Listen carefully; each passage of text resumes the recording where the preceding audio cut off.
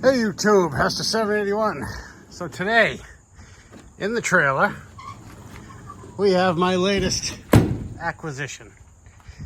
And it has a bit of a glaring problem.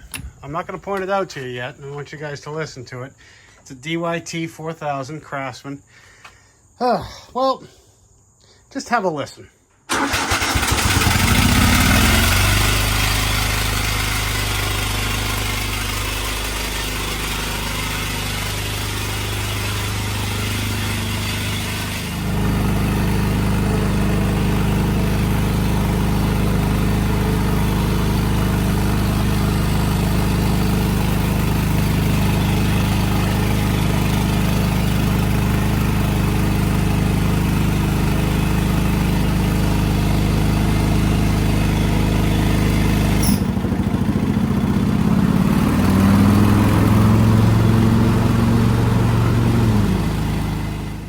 Did you figure it out yet?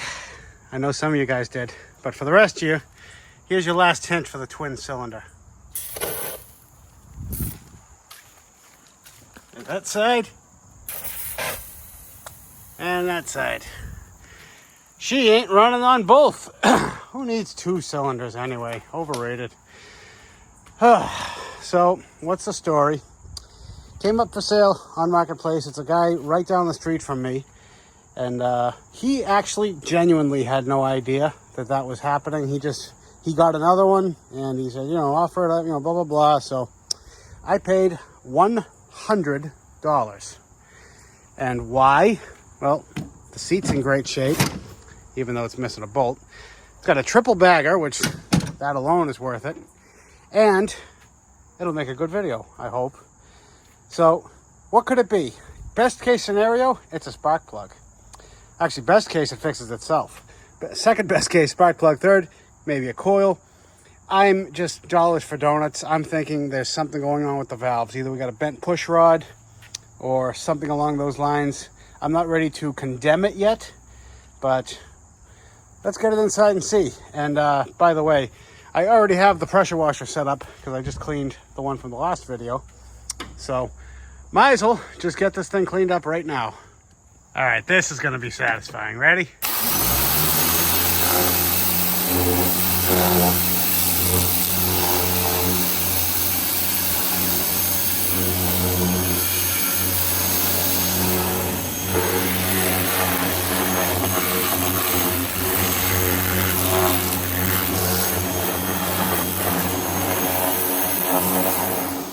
See? Now, doesn't that look similar? Well, I mean, the engine bay definitely cleaned up a little bit, and under the hood especially. I don't know on this one yet. It's hard to tell when it's all black and broken and the grill's falling off, but that's just, skin deep. I'm sure deep down it's, well, let's get it inside.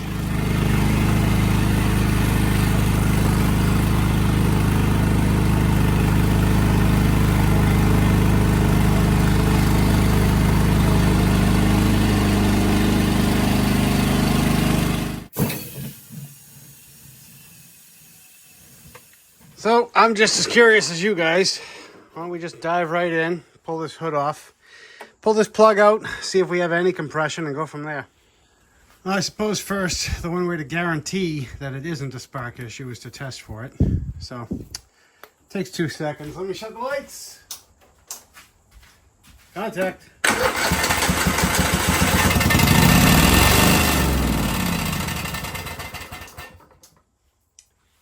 And it looks pretty dim, but it was there, so just pull the plug. Take 2 seconds to check compression as well.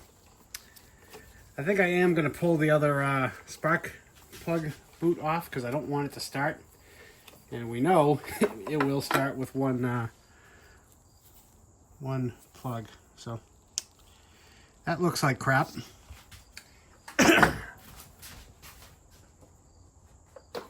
Pull that. Place your bets. I don't even know what to think. It felt somewhat decent when I was cranking it by hand, but you can't tell anything by hand. I mean, for definite. So let me hold this while contorting myself over here. Hey! Well, dip me in axle grease and call me slick. We actually have compression. So, do we really just have weak spark? I don't know. Would any of you buy that if I tried to sell it to you? Interesting. I mean, it's fouled. It's definitely RC12YC. I think I have one of these. Let me throw a plug in. I do not think for 1 second. I mean, it's possible, but I just really... Do you think it could be? We're going to find out together right now. Yeah. So, hook up the other side. And how I'm going to tell once it's running is I'm going to go to the other side and I'm going to disconnect the spark plug. Just to be sure. Let's see.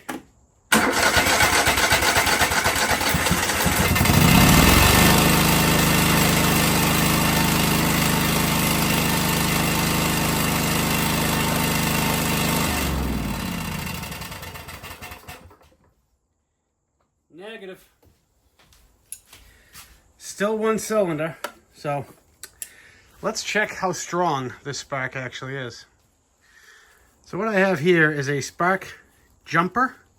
So basically you wind this in and, you know, right there would be extremely weak spark, and something all the way out here would be very, very healthy spark.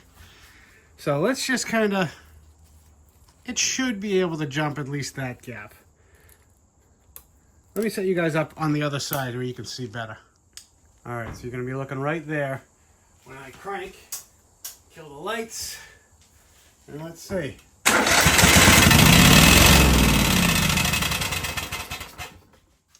Yeah, so it's just weak spark. Interesting.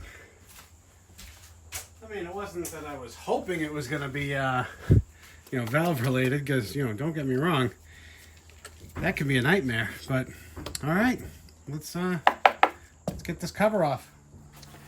So when I was talking to the guy about it, it was, I guess it's been in their family for like 15 years or something like that. It was his dad's machine before his, and they live right down the street from each other. So, his dad upgraded, so then he upgraded. But yeah, they had all the paperwork and the manuals, and generally speaking, at least in my experience, if you buy a machine from someone and they have the paperwork for it, air filter doesn't look the worst, but I can't really tell. If they have the manuals and paperwork and some history on it, in my experience, that's been a well cared for machine. What is that? How do they expect that to just... Is that just like a baffle? I think it should be keyed, huh? Well, it is kind of bent. Yeah. All right, so... Anyway, you always wonder, too, when you go to ask about these things, if the person knew about it, or if they tried to just kind of get one over on you. Unfortunately, there's a lot of scummy people out there. A lot of flippers are giving small engine people bad names. So generally what I'll do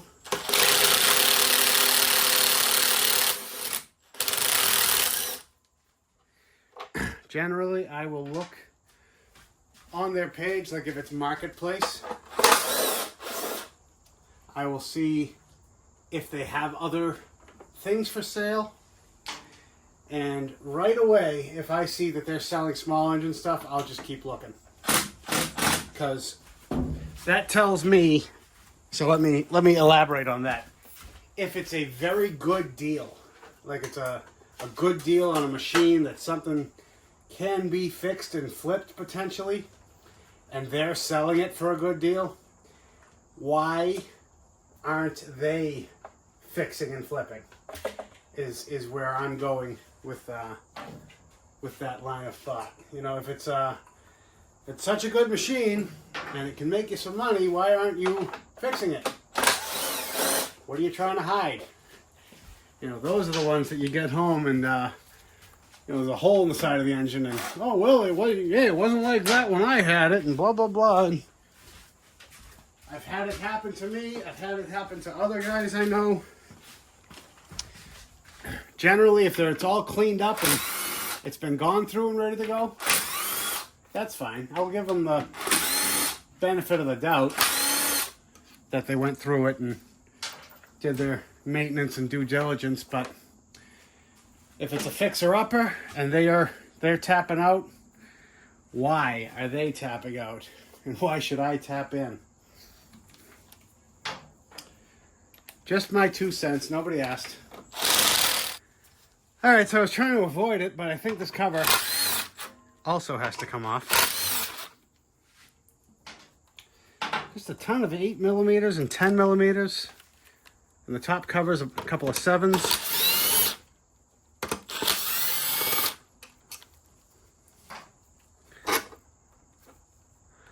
All right. Get this breather. Uh-oh, where'd that come from? Oh. Stay.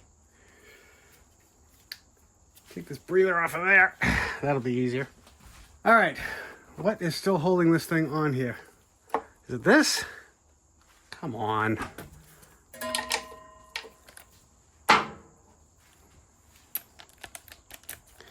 It might be, actually.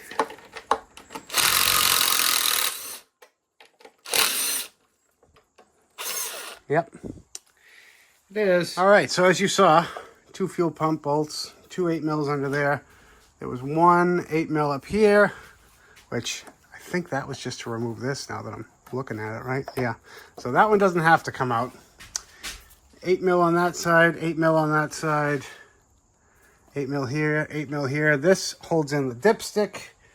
So the dipstick's got to come out of it. I'm going to tuck that back in as soon as the cover's out of the way. And over here there was 1 more here, 1 more there, and then you got to unplug the voltage rectifier, regulator, and then this should lift right up and out. How we looking? How we looking? I don't see any mice.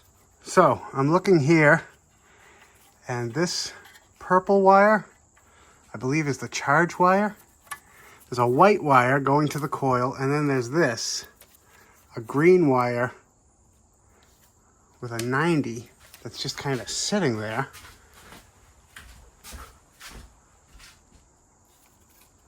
What could that do? We got the blue right here for the starter.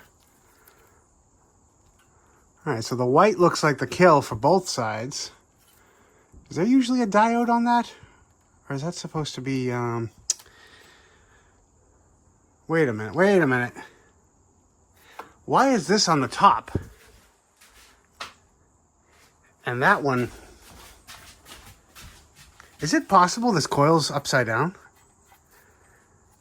Somebody's probably screaming at me no, but they look like the same coil. Interesting. So what is this green one? Possibly fuel solenoid? That doesn't make any sense. Or does it? The green, that green just grounds right there. So the green just comes through here. Curiouser and curiouser. Part of me is tempted to just throw this cover back on so the carb's bolted down. Put the dipstick tube in before I get too ADD over here. Just looking at the intake too. Part of me wants to take this coil off and flip it, but that does not look like it's been disturbed any sort of recently, does it? But that's what these tests are for, right? So any of you guys that work on these motors regularly and know that this is the way it's supposed to be, please speak up now or forever be nice to me in the comments. I don't know. This is the first thing that jumped out at me, is one is upside down and the other one is not. I mean, we are getting some sort of spark, but not strong spark. So I'm going to, these got to be cleaned up too. This is where it gets its ground. I'm going to quickly clean those up. Does it actually work that way? It does fit. Screw it, I'm going to try it. All right, so this is flipped over, and I'm going to be the first one to say I'm losing faith in my coil upside down theory. And the reason being is there was just rust imprinted all over this coil, to that it just makes me think it's been sitting in that location for years, if not forever. So we are this far. So yes, I am going to try it. I've pulled both spark plugs out because all I want to do is spin the engine over as fast as possible and see if we have spark, and hopefully cleaning the posts. The posts could have been part of the issue. The coil could still be bad. But let's see. All right, let's see. Shocker. I'm also going to disconnect the coil because we're already here. All right, let me flip this back over real quick. Okay, I have flipped the coil back around, gapped it properly. I left the kill wire off because why not? So let's see this way. Still. So it's looking more and more like we got a bad coil. Just wound that gap in a little bit more.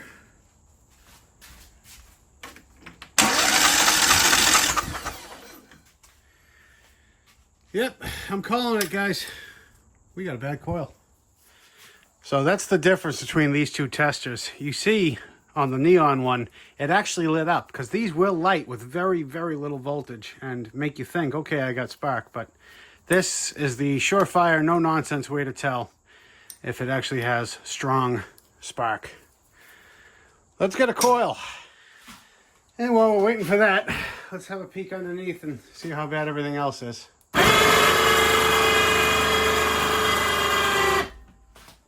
Start with the front end. I know it looks loose, but it isn't. That's how these all are. This definitely has a little bit more play.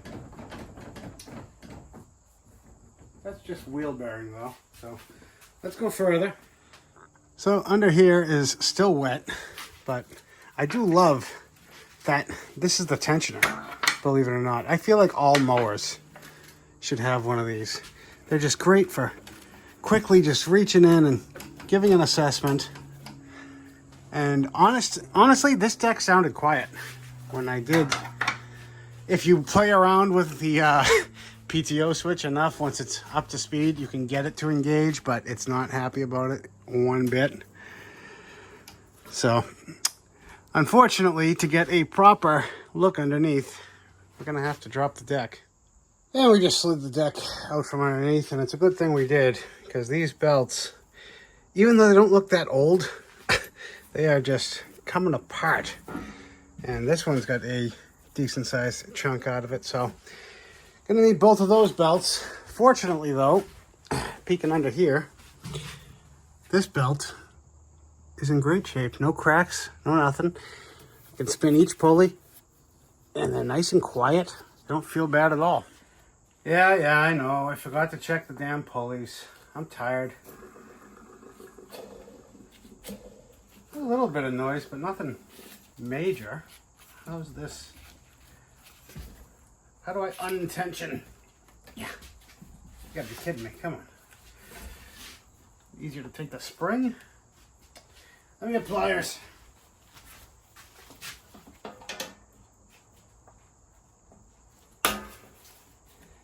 Just gonna try to sneak the spring off. Take the easy route. There we go. All right. Now we're cooking.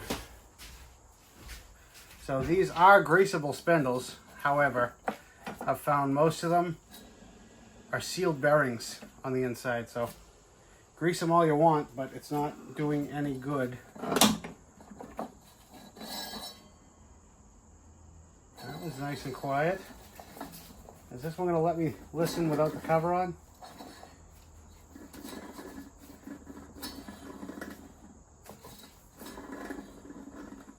This one feels good, but it sounds like there's some crap underneath. Let's take a peek underneath. And now we're bottom side. So I think this one is fine. I just pulled a couple of pebbles out of here, but they both feel nice and smooth. I'm just kind of lining up the blades to make sure that nothing's bent. And everything feels really good, actually. Oh, kick the camera, why don't you? Yeah. Yeah. So I think they are dull, but no nicks, no chips, no scrapes, no dramatic bends. So sweet. I think this will be throw a quick edge on them and go to bed. All right, so it's the next day and the coil came in. I'll put the part number right here. And let's just get right to it. Shut the lights off. See if we got spark. That'd be nice.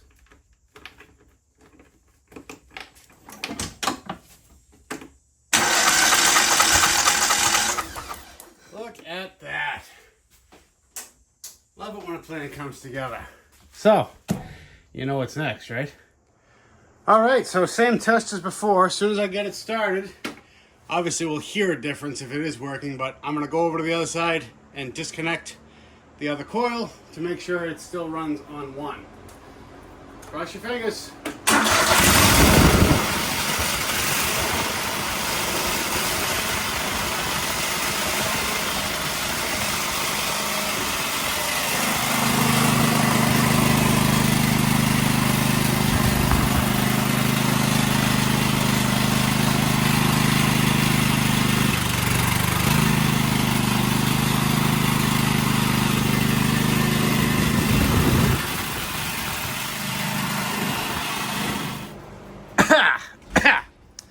So, some of you are wondering why it's smoking so bad. That exhaust pipe hasn't gotten hot in a very long time, so it's burning off all the oils and crap from sitting on it in general, and number two, from when I washed everything. But sweet! Our single cylinder is now a two-cylinder. Ah, excellent. So, what's next? Maybe dump the oil? No, I want to get a little hotter before I dump the oil, and I don't want to get it hot before I get the cover on, and I want to let this thing run a good amount of time. So let me button the cover back up. So you guys ever see something and then wish you didn't, but now you can't unsee it? So I came over here, I got the cover on, and I was just going to start it up and let it run. I want you guys to see what I heard and saw. Look right where it's shiny.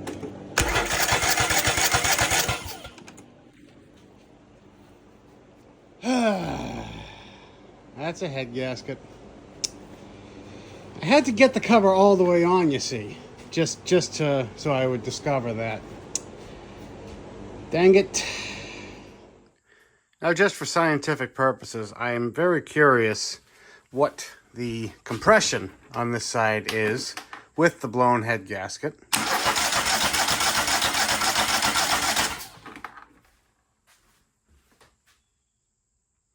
That's actually, you think it would be worse. I'm pretty sure, I mean, you guys just saw it puffing right now.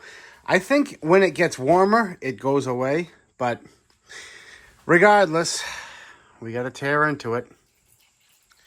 Now, the interesting part is the head gasket is blown on the bottom and only on the bottom. So I have a little fix I'd like to try first. All right, fine. I'll do the head gasket. Well, I almost forgot to hit record for the whole thing. But anyway, belt is on. You do have to pop this spring off, but it just literally pulls out with no tools. There's no real spring tension on it. And part number for this belt, I'll put right there.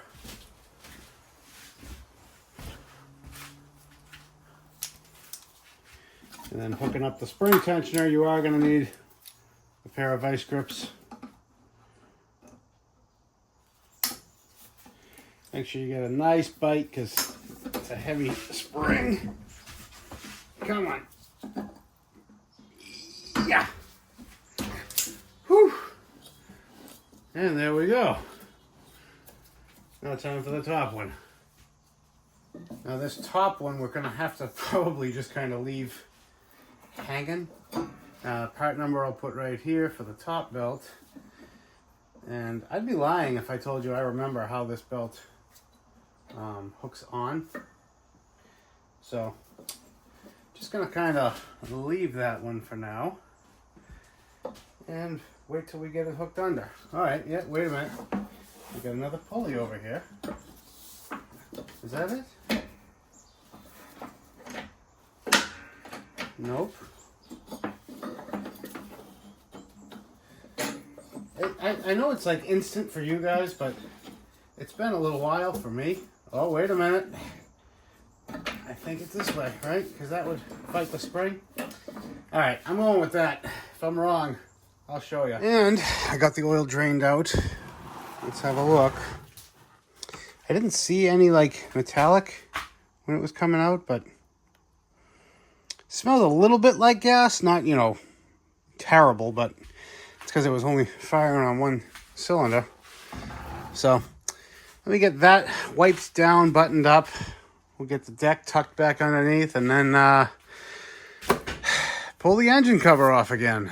Well, in case it wasn't blaringly obvious, I've never done a head gasket on this engine before, so I'm just going to kind of let you guys watch me figure it out.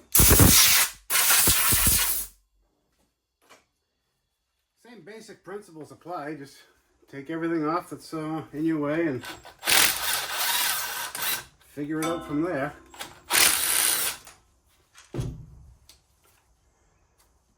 Starting with the intake bolts, just unplug the coil because it looks like, yeah, I'll probably have to cut these zip ties.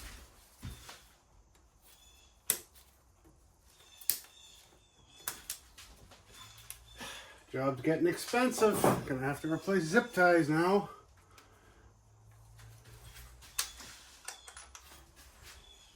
We got a magnet.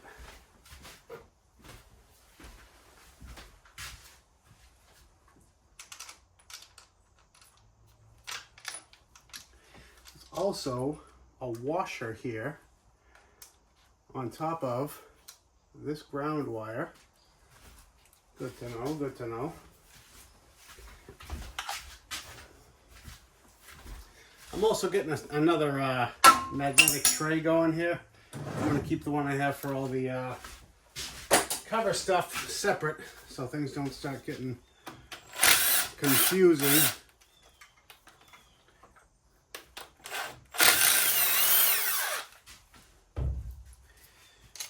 It's not that it's difficult, it's just sometimes parts are wrong and you got to wait a week to get them. The mind plays tricks on you. You can forget where things go very quickly.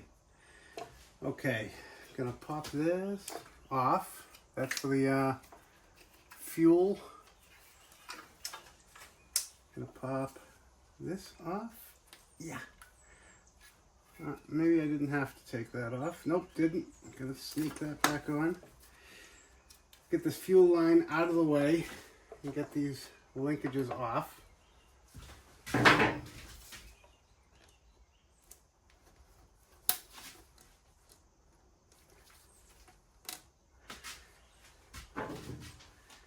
Which team are you guys on, by the way? Was this annoying, or was this a blessing in disguise to sort of find this issue so close to being done? I'm sort of the mindset a little of both. You know, it sucks because it's more work, but I'm glad I found it now and didn't end up giving it to somebody with a problem that I didn't know about. Because it does happen, can happen. It will happen in the future. Alright, I think I'm going to pop the linkage off down here because it's easier. Just to give you guys a view of what I'm seeing. So this clip down here, I blew the schmutz out of the way to see which way to push. You just kind of give it a sneak that way and it should allow that. Yeah, just like that. Then you just undo that little spring clip down there. And then all you're left with is the choke, which I should be able to just sort of sneak out and twist up because the other end is a Z-bend as well. So it's not like we're going to have more room there. Carry on. Figured I'd keep you guys closer down here because I don't know how good of a view you have up there. And in my experience, you guys have the best view when you're slightly in my way. So I figure if you're not in my way, you guys can't see that well. And we do? Yes. All right. Right out of the way. All right, intake is off. I believe this plate is just hold on with 2 bolts there. Maybe that's all it's held on with. I don't know if this whole contraption's got to come off, but I think it does. Because I think I got to drop the muffler down to let the pipe have enough room to come down. This has got to come off next. There's an 8 mil up here and a 10 mil right here. It just never ends. Obviously the valve cover at some point. How do you eat an elephant? One bite at a time. Get that 10 millimeter out. Come on. I'm really, really hoping I don't need to drop the damn starter. It might come out with the head, but is it really that big a deal to just pop the bolts off and take the starter out at this point? All right, well, in all seriousness, I shut the camera off by accident, but I just tried a really long 3/8 wrench on those 2 10 mils, and this one feels like it's gonna snap. So I am just going to time out here. This cover might just come off with the head. I'm gonna switch gears and focus on getting this bit off and dropping down the muffler. Hopefully it's just these 2 10s in a magical world. And then this will just pop up. Nope. Wow, they're not even connected. I really wish I pressure washed this thing. I mean, obviously I had the air filter off. I'm just complaining. Don't worry about me. Am I the only one out there that would prefer to, you know, do a huge job that's all, you know, been cleaned and pressure washed and you're sort of, you know, not working through the scuzz and the crap rather than do an easy job on something that's absolutely filthy? You know, I've been a mechanic my whole life, and I don't know. I was never one to, you know, love being covered in grime and crap up to your elbows, and everything you touch, you're just, I don't know. Just ranting now. Oh, what do we have here?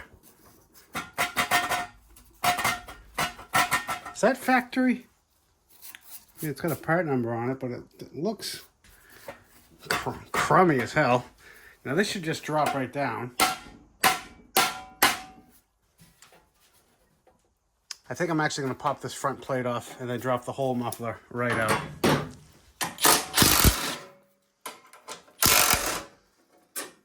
Now the only issue I see is I may have to loosen up that exhaust pipe before this goes back together, because this muffler is under a bit of tension right now.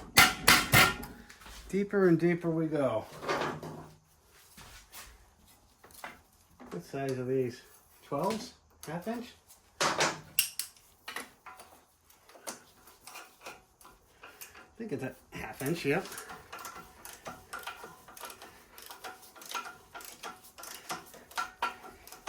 In theory, I should just have to loosen this side up and then we'll make it work. What choice do we got, right?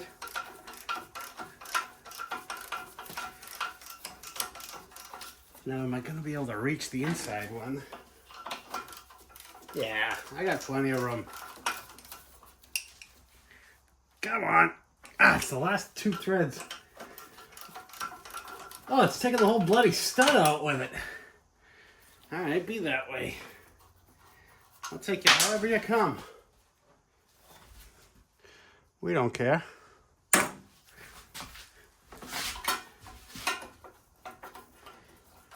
And might need a slimmer head ratchet.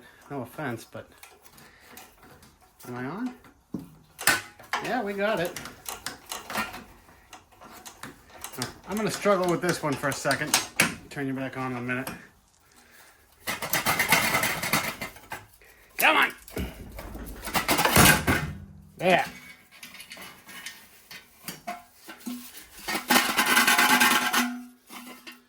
That's fine.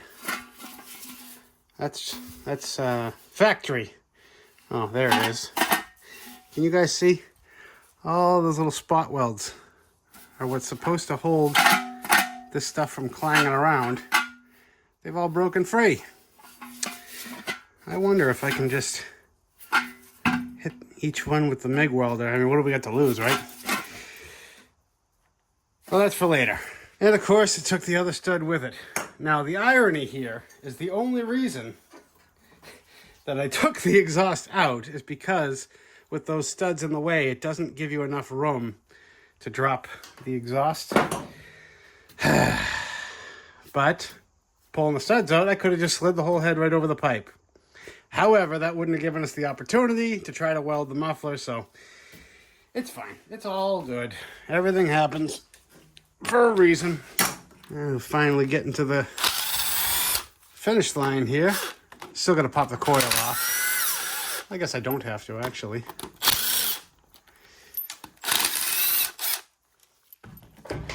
Now this had been draining for a few days, so hopefully, yeah, all right, I'll put a rag. I was gonna say, hopefully it just pops right. Of course, why not? I was gonna say, hopefully it just pops out and doesn't make a huge mess, which it didn't, but it's still flung across the room, so. These are hydraulic lifters, so I should just be able to pop these right out of our way.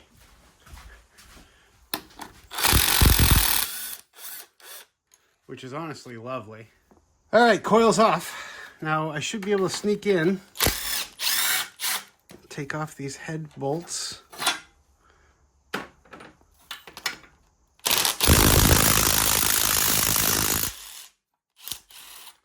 That bottom one was not very tight. Bet you that's why it blew out. Yeah, that one wasn't very tight either.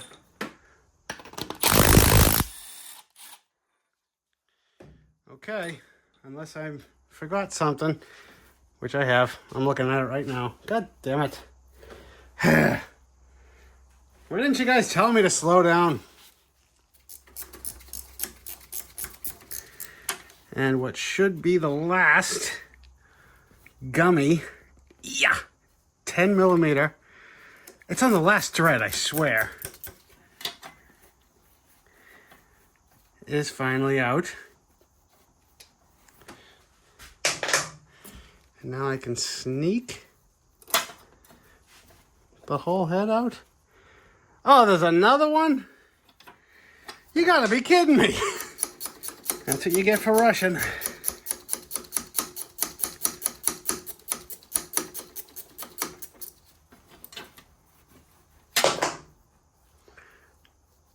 And finally, the last bolt.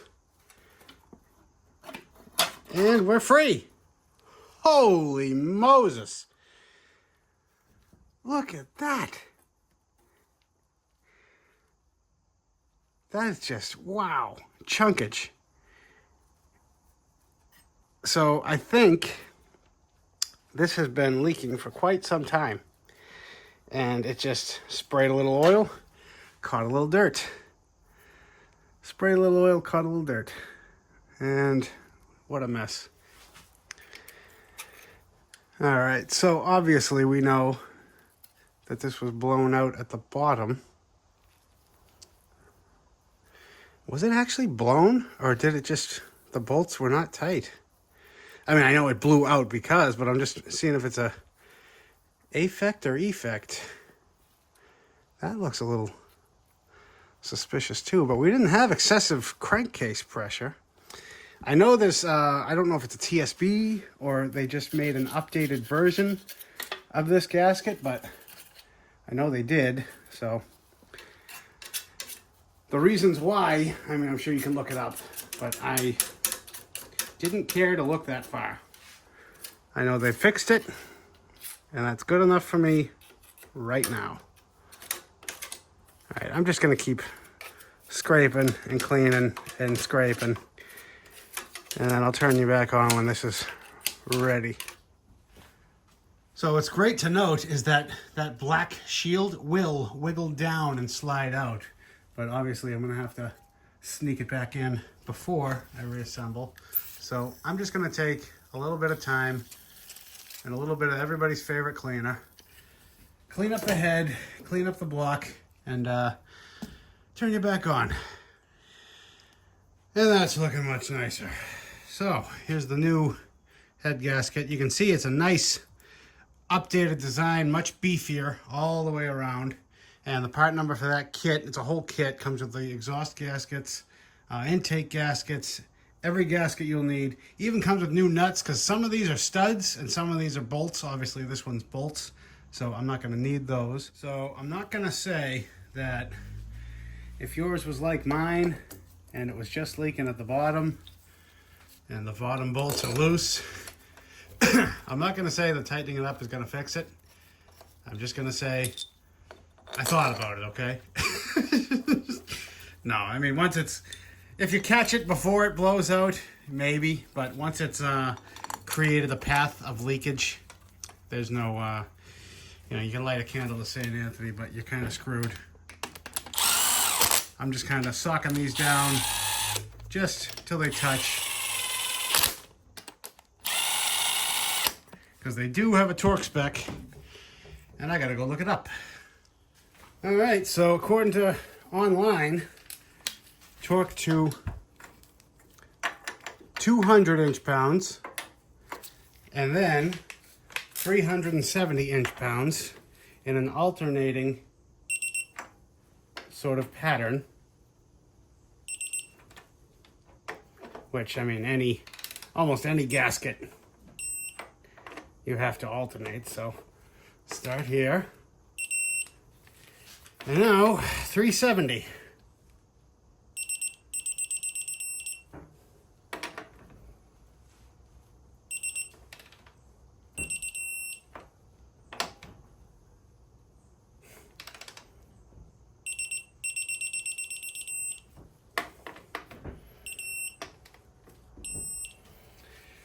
Torqued. And I figure next we'll throw these rods in. Now, like I said, these are hydraulic lifters, so you just got to take a peek inside, make sure you're in the little pocket. You'll know if you're not. And then sock these right down. I'm sure that these have a torque spec, but I just kind of go by feel. With little stuff like this, obviously not with the gun, but just trying to, there we go. You see that little pop? Now it's sitting right where it wants to be. Get it centered now. Come on.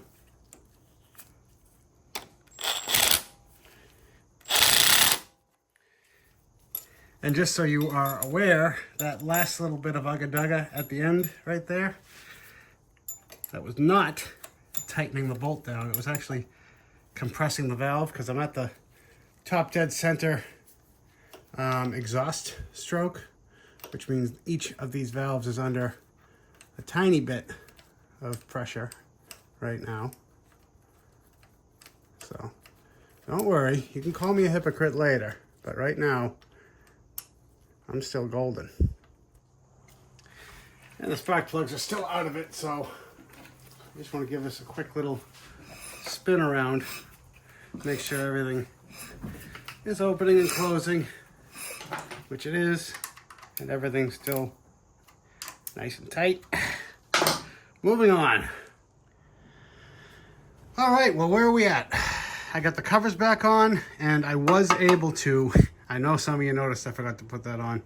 I was able to go under this cable, sneak it up and in, and twist, and just bent it a little bit out of shape, but that'll sock down. Got this cover back in, so this also is held on. Remember those two 10 millimeters? This back one also holds that one on. That's another thing I learned while I was putting it back together. Got the coil in place. I haven't socked it down yet. Obviously that did not have to come out, but live and learn. All right, everything else here is going to be reverse of removal. I kind of want to turn my attention to the exhaust. And while I have this in my hand, I want to address everybody's concerns that, oh, if that side's bad, this side must be bad. Well, not necessarily. There is no shooting oil coming out of this side, and I was able to sneak a wrench up underneath onto this 13 millimeter bolt, and it is tight as a drum. So I am not going to go looking for problems where there currently is none. That's my story, and I'm sticking to it. In the meantime, I'm going to turn my attention to the exhaust. Now, I can actually move the piece that's in there, sort of right there. You guys can't see, but there's a sign of where it was once welded. You know, it's a round indent. So my plan is I'm going to go to each of these holes with a drill bit to, number one, open them up a little bit. Number two, sort of scrape up the metal on the inside. And then fire up the old titanium and see if we can give it a little tacky-tack-tack. And that's what we're looking like. I didn't say they were going to be the prettiest welds, but all worked according to plan. Drilled a 1/4-inch hole over each one, and now it's not a rattle trap anymore, so should be quieter, if nothing else. You know, it's actually kind of funny. I was saying to myself the other day, I really gotta put the welder away, because it's been on my bench for, I mean, it feels like forever. And I said, you know, the second I put it away, that's when I'm gonna have something I have to weld up. And it's not that it's a chore to get it out, but it's just, it doesn't take up that much. That's the problem. It doesn't take up enough space on my bench to light a fire under my ass and, you know, get it put away every time. Sweet. So this is still loose. So now I just gotta sock this up. We're one step closer. And she's back together again. So just getting some fresh oil in her now. And gonna take a couple last laps around, make sure I tightened everything down and got everything routed where it's supposed to be, and we'll finally see how she sounds. All right, well, any objections, speak up now. And I'm gonna stand here just to make sure I don't see any puff, puff, puff, but I shouldn't. I'm gonna give it a half throttle. Cross your fingers.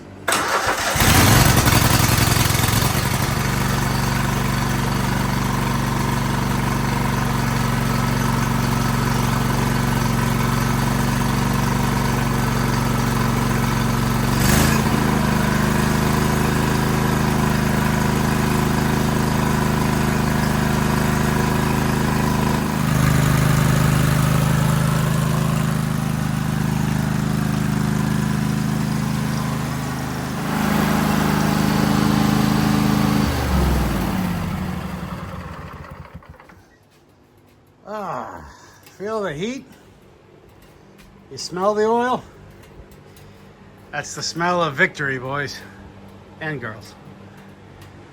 Well, I say we slap the hood on it, get it out of here, and give it a nice hot run up and down the hill and test out those blades and put this to bed.